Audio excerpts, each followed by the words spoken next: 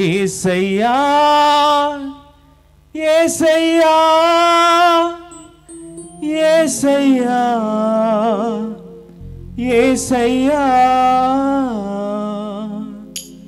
నిన్నే నిన్నే నే కొలుతూనయ్యా నీవే నీవే నా రాజువయ్యా నిన్నే నిన్నే నే కొలుతూనయ్యా నీవే నీవే నా రాజువయ్యా యేసయ్యా యేసయ్యా యేసయ్యా యేసయ్యా యేసయ్యా యేసయ్యా యేసయ్యా యేసయ్యా యేసయ్యా యేసయ్యా యేసయ్యా యేసయ్యా యేసయ్యా యేసయ్యా కొండలలో లోయలలో అడవులలో ఎడారులలో కొండలలో లోయలలో అడవులలో ఎడారులలో నన్ను గమనించినావా నన్ను నడిపించినావా నన్ను గమనించినావా నన్ను నడిపించినావా యేసయ్యా యేసయ్యా యేసయ్యా యేసయ్యా నిన్నే నిన్నే నే కొలుతూనయ్యా నీవే నీవే నా రాజువయ్యా నిన్నే నిన్నే నే కొలుతూనయ్యా నీవే నీవే నా రాజువయ్యా యేసయ్యా యేసయ్యా యేసయ్యా యేసయ్యా యేసయ్యా యేసయ్యా ఆత్మీయులే నన్ను అవమానించగా అన్యులే నన్ను అపహసించగా ఆత్మీయులే నన్ను అవమానించగా అన్యులే నన్ను అపహసించగా అందరి వైతివయ్యా కొండలివే యేసయ్యా అందరి వైతివయ్యా కొండలివే యేసయ్యా యేసయ్యా యేసయ్యా యేసయ్యా యేసయ్యా యేసయ్యా యేసయ్యా యేసయ్యా నిన్నే నిన్నే నే కొలుతూనయ్యా నీవే నీవే నా రాజువయ్యా నిన్నే నిన్నే నే కొలుతూనయ్యా నీవే నీవే నా రాజువయ్యా యేసయ్యా యేసయ్యా యేసయ్యా యేసయ్యా యేసయ్యా యేసయ్యా యేసయ్యా యేసయ్యా యేసయ్యా యేసయ్యా యేసయ్యా ప్రైజ్ ది లార్డ్. దేవునికి స్తోత్రం కలుగును గాక. ప్రభువును రక్షకుడైన యేసుక్రీస్తు నామమున ఈ ప్రత్యేకమైనటువంటి కార్యక్రమాన్ని వింటున్న మీ అందరికీ ప్రభువైన యేసు నామమున వందనాలు తెలియజేస్తున్నాను. దేవుడు ఇప్పటివరకు మీ కుటుంబస్తులందరినీ కూడా కాచి కాపాడి ఆయన రెక్కల నిండా భద్రంగా ఉంచి ఆయన ఆరోగ్యములు అనుగ్రహించి సజీవ లెక్కలో బ్రతికించి ఆయన వాక్యాన్ని వినడానికి మరొక అవకాశమును సమయాన్ని కలుగు చేసిన దేవునికి సమస్తమైన మహిమ ఘనత ప్రభావములు కీర్తి ఆయనకే కలుగునుగాక. ఈ రోజున దైవవర్తమానాన్ని వినడానికి చేసిన మిమ్మల్ని అందరూ మరొకసారి ప్రేమతో ఆహ్వానిస్తున్నాను. ఒక నిమిషం కళ్ళు మూసుకున్నట్లయితే ప్రార్థన చేసి దైవవాక్యాన్ని మనం విందాం.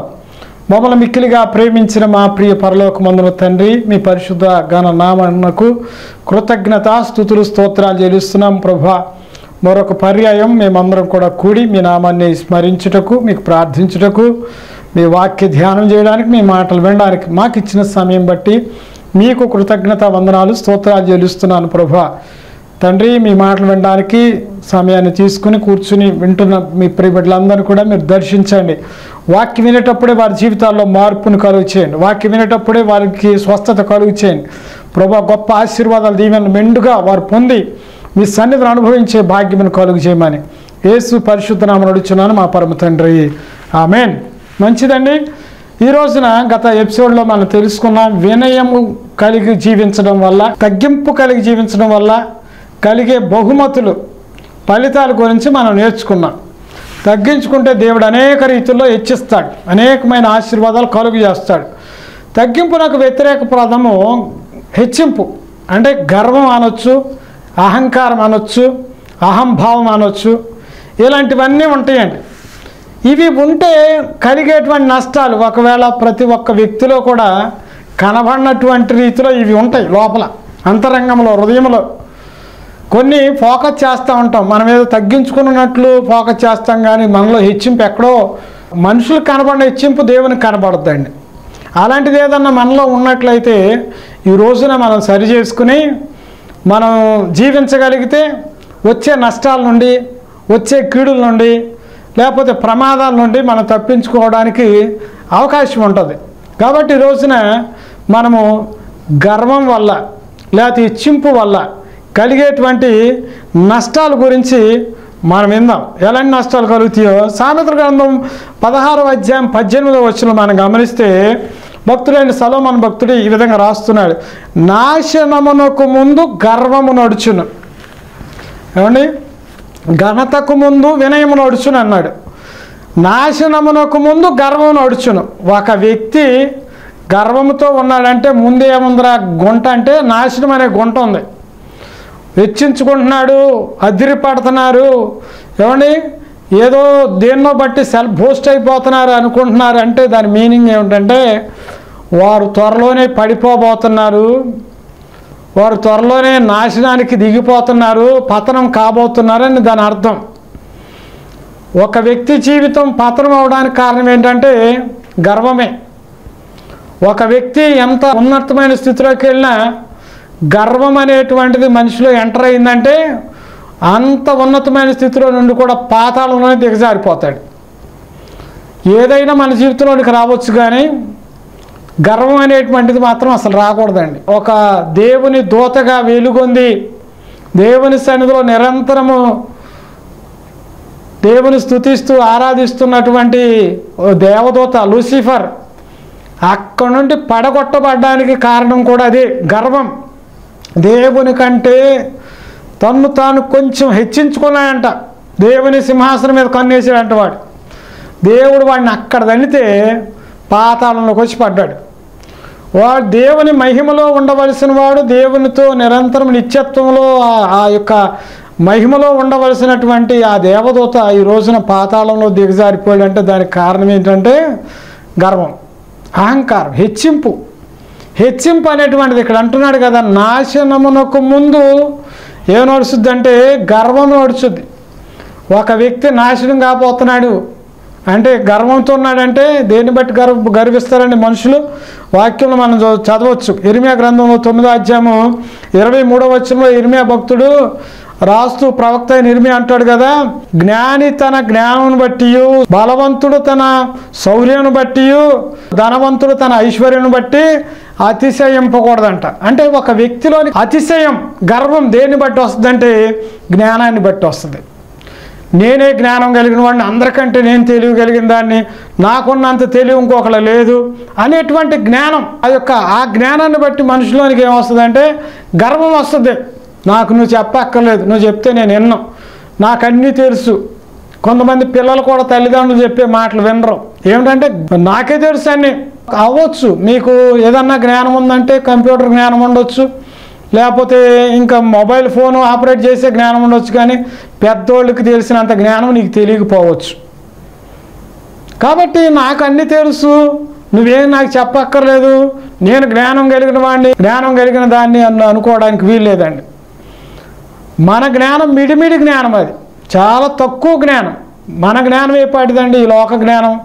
దేవుడు అంటాడు మనుషుల జ్ఞానం మురికి గొడ్డ లాంటిది అంట, దేవుని దృష్టికి మురికి బట్ట లాంటిది అది. కాబట్టి మన జ్ఞానాలు నథింగ్. నీకున్న జ్ఞానం, మనుషులకు ఒక జ్ఞానం ఇచ్చాడు దేవుడు, అంత జ్ఞానం దేవుడు మనిషికి ఇవ్వాల.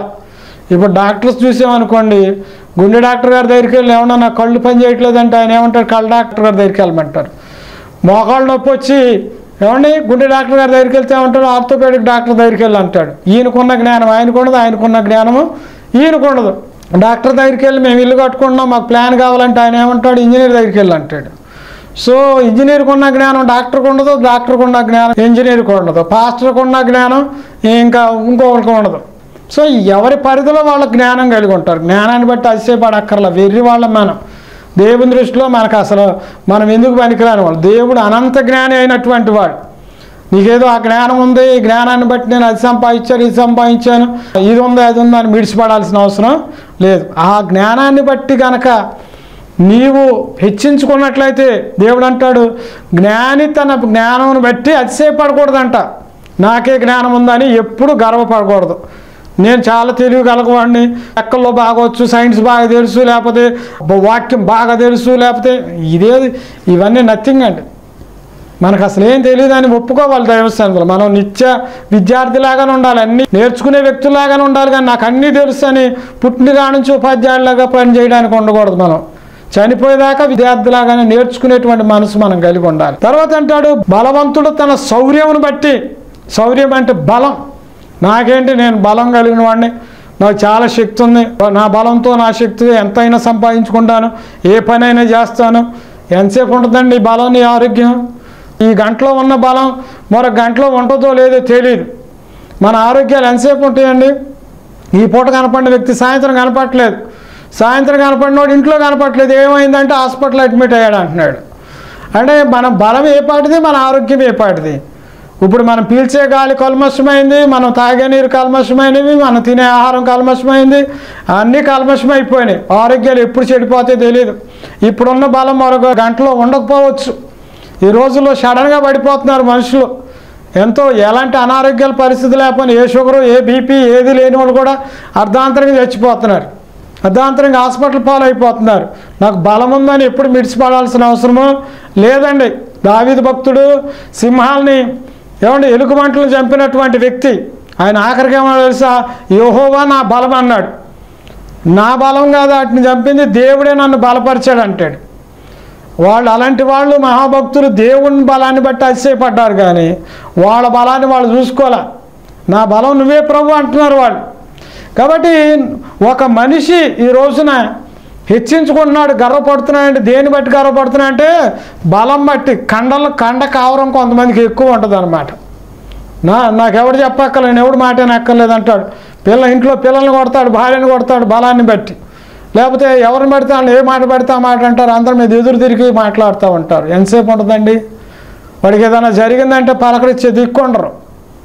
కాబట్టి ప్రియ దేవుని బిడ్డలారా, ఈ రోజున గర్వం అనేటువంటి మనుషులకు ఎందుకు వస్తుందంటే వాడికి ఉన్న బలాన్ని బట్టి, ఆరోగ్యాన్ని బట్టి, శక్తిని బట్టి. ఆరోగ్యాన్ని ఇచ్చేది దేవుడే, బలం ఇచ్చేది దేవుడే, శక్తిని ఇచ్చేవాడు దేవుడే.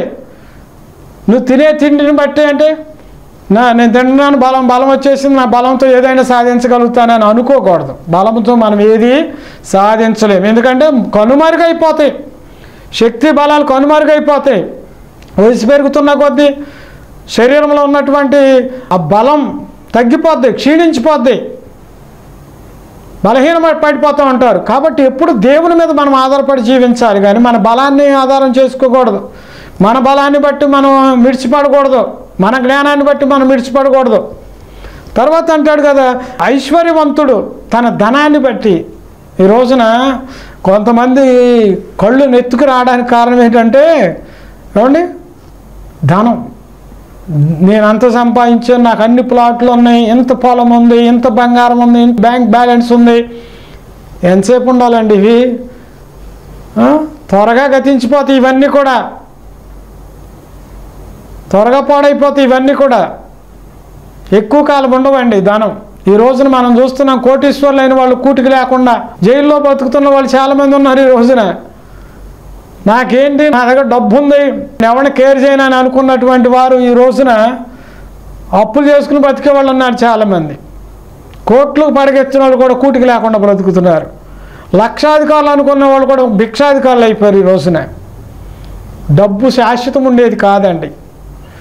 అది మన చేతిలో ఉండదు, అది రెక్కలో ఎగిరిపోతూ ఉండదు అంట. అది ఈ ధనాన్ని చూసుకుని మనలో మిడిసిపాటు అహంకారం మనలో ఎప్పుడు రాకూడదు. మనిషిలోనికి గర్వం రావడానికి కారణాలు మూడు కారణాలు. జ్ఞానాన్ని బట్టి, రెండవది బలాన్ని బట్టి, మూడవది ఐశ్వర్యాన్ని బట్టి మిడిసిపడుతూ ఉంటారు, గర్వపడుతుంటారు. ఈ గర్వం అనేటువంటిది ఉందంటే ఆ వ్యక్తి త్వరలోనే అన్ని విషయాల్లో పతనం అయిపోతున్నాడు అన్నది మాత్రం వాస్తవం. మన కళ్ళ ముందు చాలామంది కనపడతారు, నాకేంటి అన్నట్టు పలకరించినా పలకరించరు. అదో రకమైనటువంటి దృష్టితో వెళ్ళిపోతూ ఉంటారు. వాళ్ళని చూసి మనం అక్కడి నుంచి వచ్చిందిరా ఎంత అని అనుకుంటాం. తర్వాత కొన్నాళ్ళు పోయిన తర్వాత ఎక్కడుంటాడో మన కంటికి కనపడ్డు, పతనం అయిపోతారు అన్నమాట. అందుకని ప్రియ దేవుని బిడ్డలారా, మనం దేవుని సన్నిధికి వెళ్తున్నామంటే, దేవునికి ఇష్టలుగా జీవించాలంటే గర్విష్ఠులను దేవుడు గద్దెలు దించి గడ్డి మేపిస్తాడంట. నెబుకద్నెజరు తన జ్ఞానాన్ని బట్టి అనుకున్నాడంట, నా జ్ఞానంతోనే ఇంత కట్టాను అనుకున్నాడంట. ప్రపంచంలో 7 వింతల్లో ఒక వింత నెబుకద్నెజరు కట్టించినటువంటి ఉద్యానవనం. దాన్ని చూసి అనుకున్నాడంట ఆయన, నేనే కట్టించాను, నా అంత గొప్పోళ్ళు లేడు, నా అంత తెలివిగలవాడు లేడు, నేనే వీరుణ్ణి సూర్యుడిని అని మిడిసిపడ్డాడంట. దేవుడు తన సింహాసనం కిందగా లాక్కొచ్చి మృగాల మధ్యలో పంపించేశాడు, గడ్డి మేయించాడు. వాడికి మళ్ళా దేవుడే ఇదంతా చేసిందనే జ్ఞానం కలిగేదాకా దేవుడు అలాగా పశువుల మధ్యలో నివసింపజేశాడు. కాబట్టి దేవుడు కోరేది వినయాన్ని కోరుతున్నాడు, గర్వాన్ని కోరట్లేదు. గర్విష్ఠులను గద్దె చింపుతాడు దేవుడు. కాబట్టి అలాంటి గర్వం అనేటువంటిది మనలోనికి ఏ కోశాన ఏ మూల కూడా రాకుండా చూసుకోవాలి. దేవుడు ఎన్ని ఆశీర్వాదాలు ఇచ్చినా మనలో అతిశయం రాకూడదు. ఆశీర్వదిస్తాడు, దీవిస్తాడు. మన భక్తిని బట్టి, మన ప్రార్థన బట్టి, దేవుని మహాకృపను బట్టి దేవుడు మనకు అన్నీ ఇస్తాడండి. ఐశ్వర్యాన్ని ఇస్తాడు, ఘనతనిస్తాడు, గౌరవాన్ని ఇస్తాడు, అధికారాన్ని ఇస్తాడు, హోదాని ఇస్తాడు, పేరుని ఇస్తాడు, అన్నీ ఇస్తాడు. ఈ వచ్చినటువంటి వాటిని బట్టి మనము తలబిరుసుగా జీవించకూడదు. అలా జీవించి పతనమైపోయినటువంటి రాజుల్ని బైబిల్ గ్రంథంలో చాలామంది రాజుల్ని మనం చూడగలుగుతున్నాం. ఉజ్జి అనేటువంటి ఆయన కూడా 2వ దినవృత్తాంతాల గ్రంథంలో 26వ అధ్యాయం 16వ వచనంలో ఈ యొక్క రాజు ఉజ్జి అనేటువంటి రాజు చిన్న వయసు నుండి బాగానే ఉన్నాడు, భయభక్తులు కలిగి ఉన్నాడు, దేవుని ఆరాధించాడు, విగ్రహాలను పడగొట్టించేశాడు, తన ప్రజలందరూ కూడా సరైన మార్గంలో నడిపించాడు. దేవుడు కూడా ఆయన భక్తిని చూసి, ఆయన విశ్వాసాన్ని చూసి, ఆయన మహాకృపను బట్టి ఆయన ఆశీర్వదించాడు. ఆయనకి అన్నీ ఇచ్చాడు, గౌరవ ఘనతను, ప్రతిష్టను, పేరు, సమస్తాన్ని ఇచ్చాడు. అన్నీ ఇచ్చిన తర్వాత అతడు స్థిరపడిన తర్వాత గర్వించెను, మనసున గర్వించి చెడిపోయినని రాయబడి ఉంది అక్కడ. పైకి కనపడుతుంది ఇతను గర్వం, మనసులో గర్వించాడు. అంటే ఏమని, ఇదిగో నాకు ఇంత ఉంది, నాకు అంత ఉంది, నాకు అంత పేరు వచ్చేసింది, చుట్టుపక్కల అనేక దేశాల వాళ్ళు నా గురించి తెలుసుకున్నారు, నాకున్నన్ని బలగాలు వేరొకళ్ళు లేదు, నాకున్నంత ధనం, నాకున్న పేరు ఇంకొకరు లేదు, నేనంటే ఏంటి అనేటువంటి గర్వం. మనస్సున గర్వించి చెడిపోయాను. ఒక వ్యక్తి చెడిపోయాడంటే కారణం గర్వమేనండి. ఈ గర్వం వల్ల అతడు దేవుడిచ్చిన సమస్తమైన ఆశీర్వాదాలన్నీ కోల్పోవాల్సి వచ్చింది. ఒకవేళ దేవుడు నిన్ను ప్రేమించి, ప్రియ సోదరి సోదరులారా, ప్రేమించి నీకు అన్నీ ఇచ్చాడు. మంచి ఆరోగ్యం ఇచ్చి ఉండొచ్చు, మంచి ఐశ్వర్యం ఇచ్చి ఉండొచ్చు, మంచి జ్ఞానం ఇచ్చి ఉండొచ్చు, లేదా మంచి కుటుంబాన్ని ఇచ్చి ఉండొచ్చు, మంచి గృహాన్ని ఇచ్చి ఉండొచ్చు, నీకు వెండి బంగారాలన్నీ ఇచ్చి ఉండవచ్చు. అవన్నీ నీ జీవితంలో నీ పిల్లల తరతరాలు వాళ్ళకి స్థిరపడి ఉండాలంటే నీలో గర్వం రాకుండా చూసుకోవాలి. ఒకవేళ నీలో గర్వం వచ్చిందంటే నీ పిల్లలు తినడానికి కూడా కూటికి కూడా ఉండదు. ఇక నీ చేతులారా నీ పిల్లల ఆశీర్వాదాన్ని కూడా నువ్వు పోగొట్టుకోవాల్సి వస్తుంది అనమాట. ఉజ్జి ఏం చేశాడు, గర్వపడి ఏం చేశాడండి, అతను దైవదాసుడికి చేయవలసినటువంటి పని కూడా చేయడానికి వెళ్ళిపోయి దేవాలయంలో దూసుకుంటూ వెళ్ళిపోయాడంట. అందరూ అన్నారు, అయ్యా మీరు వెళ్ళకూడదు అంటే గర్వం ఎక్కువైపోయింది. వెళ్ళిపోతే వెంటనే దేవుడు అతను ముట్టాడు, కుష్టిపడ వచ్చింది. అతడు చచ్చిపోయేదా కుష్టిపడుతూనే ఉన్నాడు. ఏమంటే ఊరు బయట తీసుకెళ్ళిపోయారు. ఆయన సమాజంలో ఉండడానికి వీల్లేదు. ఆయన మందిరంలో నుండి బయట తీసుకెళ్ళారు, సమాజంలో బయట తీసుకెళ్ళిపోయారు, ఇంట్లో నుండి బయట తీసుకెళ్ళిపోయారు. ఒక శాపగ్రస్తులాగా మిగిలిపోయాడు. ఎప్పుడైతే గర్వం మనలోనికి వస్తుందో మనం దేవుడి దగ్గరికి వెళ్ళలేం, దేవుడు మన దగ్గరికి రాడు, ప్రజలు మనతో ఉండరు, మనం ఒంటరిగా ఏకాకుల్లాగా బ్రతకాల్సి వస్తుంది. గర్వం మనిషిని ఒంటరిని చేసేస్తుంది. గర్వం మనిషిని దేవుని యొక్క ఆశీర్వాదాలన్నీ పోగొట్టుకునేటట్లు చేస్తుంది అనమాట. అందుకని గర్విష్ఠుల మీద దేవుడు ఒక దృష్టి నిలుపుతాడు. ఇక్కడ ఉజ్జియానైనా హిజ్కియానైనా ఇలాంటి మహాభక్తులైనటువంటి వారు ముందు భక్తిగానే ఉన్నారు. హిజ్కియా జీవితాన్ని మనం కూడా చూస్తే 2వ దినవృత్తాంతాల గ్రంథంలో 32వ అధ్యాయం 24వ వచనంలో కూడా ఈయన కూడా మేలులన్నీ మరిచి గర్వముతో ఆయన జీవించాడని దేవుని వాక్యం తెలియజేస్తుంది. గర్వము వచ్చుడు ద్వారా దేవుని ఉగ్రత ఆయన మీదకు మళ్ళింది అంటాడు. మేలులన్నీ మర్చిపోయాడు. ఏ స్థితిలో ఉన్నా నన్ను ఈ స్థితిలో దేవుడు తీసుకొచ్చాడు, ఈయన రకాల ఆశీర్వాదాలు దేవుడు నాకు ఇచ్చాడు, దేవుడు నన్ను స్థిరపరిచాడు, దేవుడు నన్ను బలపరిచాడు, దేవుడు నాకు అధికారాన్ని ఇచ్చాడు, దేవుడు నాకు ఐశ్వర్యాన్ని ఇచ్చాడు, ఇన్ని రకాల మేలులు దేవుడు నాకు చేశాడని అనే జ్ఞాపకంలో పెట్టుకోకుండా అన్నీ మర్చిపోయాడు. అన్నీ మర్చిపోయి గర్వించడం ద్వారా దేవుని ఉగ్రత అతని మీదకి వచ్చింది. ప్రియ సహోదరులు, మన జీవితంలో దేవుడిచ్చిన ఆశీర్వాదాలు స్థిరపరచుకోవాలండి. వాటిని స్థిరపరచుకోవాలి. ఆ ఆశీర్వాదాలు మనకి, మన పిల్లల తరతరాల వాళ్ళకి స్థిరంగా ఉండాలంటే మనం ఎప్పటికప్పుడే ఆ గర్వము అహంకారము అనేటువంటిది మన హృదయంలో ఏ కోశాన రాకుండా చూసుకోవాలి. ఎప్పుడు కూడా మనం ఎప్పటికీ తగ్గించుకున్నప్పుడు మనం ఎప్పటికప్పుడు ఇంకా హెచ్చించబడతాం. గర్వం అనేటువంటిది వచ్చినప్పుడు హెచ్చించబడినటువంటి వారిని కూడా దేవుడు పాతాళాన్ని తొక్కిపడేస్తాడు. అపవాదిని తొక్కిపడేశాడు, హిజ్కియాను తొక్కిపడేశాడు, నెబుకద్నెజరును తొక్కిపడేశాడు, ఉజ్జియాను తొక్కిపడేశాడు. ఇలాంటి అనేక మంది ఏమంటే ఉన్నతమైన స్థితిలోనికి దేవుడు వాళ్ళని తీసుకెళ్ళి అక్కడ కూర్చోబెడితే నా అంత గొప్పోడు లేడు అని హృదయంలో మనసులో వాళ్ళు గర్వించి దేవుని ఆశీర్వాదాలు చేతులారా వాళ్ళు పోగొట్టుకున్నారు. నీ జీవితంలో కూడా ప్రియ దేవుని బిడ్డలారా, దేవుడు నిన్ను ప్రేమించాడు, నిన్ను దీవించాడు, నిన్ను ఆశీర్వదించాడు, నిన్ను అన్ని విధాలా నిన్ను గొప్ప చేశాడు, నీ ప్రతి అవసరాన్ని ప్రభు ఇప్పటివరకు తీర్చాడు. అందరికంటే ఒక మెట్టు దేవుడు నిన్ను ఒక ఉన్నతమైన స్థితిలోనే ఉంచాడు. ఇంకా ఎదగాలని ఆశ ఉంటే ఇంకా తగ్గించుకుని ఉండు. నాకెంత ఇచ్చాడు అంత ఇచ్చాడని ఎప్పుడైతే మన మదిలోనికి గర్వం సమీపిస్తుందో వస్తుందో దానివల్ల సమస్తం కోల్పోయే పరిస్థితులు ఎదురవుతూ ఉంటాయి. దేవుడే కాదు మన దగ్గర రాకుండా ఆగేది, మనుషులు కూడా రారు. పలానోళ్ళు చాలా గర్వంగా ఉంటారంటే వాళ్ళ గుమ్మం కూడా ఎవరు దొక్కరు. తగ్గించుకుని ఉన్న వాళ్ళు ఉన్నారనుకోండి, వాళ్ళ ఇంటి చుట్టూ మనుషులే ఉంటారు. మీతో ఎప్పుడు 10 మంది మాట్లాడుతూ ఉంటారు. సాత్వికంగా ఉన్నటువంటి వారితో 10 మంది మాట్లాడడానికి, మంచి చెడులు చెప్పుకోవడానికి ఇష్టపడతారు. గర్విష్ఠుల దగ్గరికి ఏ చిన్నపిల్లలు కూడా వెళ్ళడానికి ఇష్టపడరు, ఎవరు మాట్లాడడానికి ఇష్టపడరు. దేవుడు అంతకంటే ఇష్టపడరు. దేవుడు కోరేది దీనత్వాన్ని కోరుకుంటున్నాడు, గర్విష్ఠులను ఇష్టపట్ల. దేవుడు నిన్ను ప్రేమించి ఒక స్థితిలో ఉంచాడు. బైబిల్లో మనం చూస్తున్నాం, ఒక రాజు అస్తహాసస్త అనేటువంటి రాజు, ఆయన జీవితంలో చూస్తున్నాం మనము. వస్తీ అనేటువంటి రాణి ఉంది. రాజుగారు పిలిచాడు, విందుకు రమ్మన్నాడు. రమ్మ, నేను విందు చేస్తున్నాను, అందరూ నిన్ను చూడాలంటున్నారు, నీ సౌందర్యాన్ని వాళ్ళు ఎదుటి పొగిడేసరికి వాళ్ళందరూ నిన్ను చూడాలని ఆశపడుతున్నారు, రమ్మంటే రానంది. నేను రాను, నేను సపరేట్గా విందు ఏర్పాటు చేసుకుంటున్నానని రాణులకు విందు ఏర్పాటు చేసింది. రాజుగారి మాటను తృణీకరించింది. అలా చేయడం వల్ల రాజుగారు అందరిని కూర్చోబెట్టి, ఏంటి నా భార్య ఇలా చేసింది, రాణిగారు ఇలా చేసింది, ఏం చేస్తే బాగుంటుంది అని అడిగినప్పుడు వాళ్ళందరూ అన్నారు, అయ్యా ఆ రాణి ఒక్కటి చేయడం వల్ల ఇంటికి వెళ్ళిన తర్వాత మా భార్యలు మా మాట వినరు, కాబట్టి రాణిగారి స్థానాన్ని తీసేయండి, ఆవిడ తప్పించేయండి అని సలహా ఇస్తే రాజుగారు ఆవిడని తప్పించేశాడు. వస్తీ అనేటువంటి ఆవిడ 120 సంస్థానాల మీద రాణిగా ఉన్నటువంటి ఈ వస్తీ హృదయ గర్వం వల్ల ఆ స్థానాన్ని చేతులారా పోగొట్టుకుంది, ఆ అధికారాన్ని పోగొట్టుకుంది, ఆ హోదాను పోగొట్టుకుంది, రాజుగారి భార్యగా ఉండడానికి ఆ యొక్క స్థితిని కూడా కోల్పోయింది. వెంటనే రాజుగారు ఆవిడని ఆ పోస్టులో నుండి ఓడబీకి పడేశాడు. ఇంక వెళ్ళిపోమని, పతనం అయిపోయింది ఆమె జీవితం. ఆమె గర్వం ద్వారా పోగొట్టుకున్నది ఎస్తేరు వినయం ద్వారా సంపాదించుకుంది. మన జీవితంలో కూడా దేవుడు ఏదో ఒక స్థితిని, స్థాయిని ఏదో ఒక రోజు నిన్ను హెచ్చిస్తాడండి.